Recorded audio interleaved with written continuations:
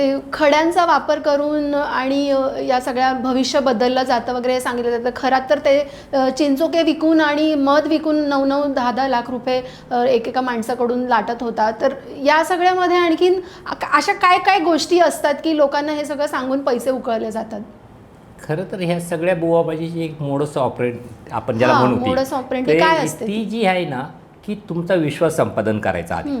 पहिली तर गोष्ट एक असं प्रभावशाली वातावरण तयार केलेलं असतं की सहसा तुम्हाला पटकन त्याची अपॉइंटमेंट मिळत नाही.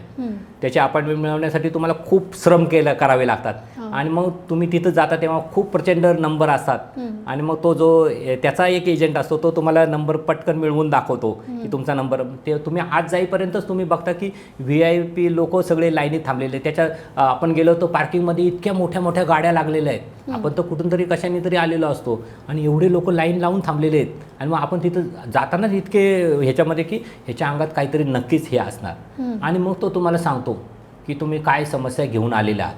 खरं तर आपली समस्या आपण त्या आपल्या जो आपल्याला नेत असतो त्याला सगळं सांगितलेलं असतं आणि त्यांनी त्याच्यापर्यंत ते सगळं पोहोचवलेलं असतं.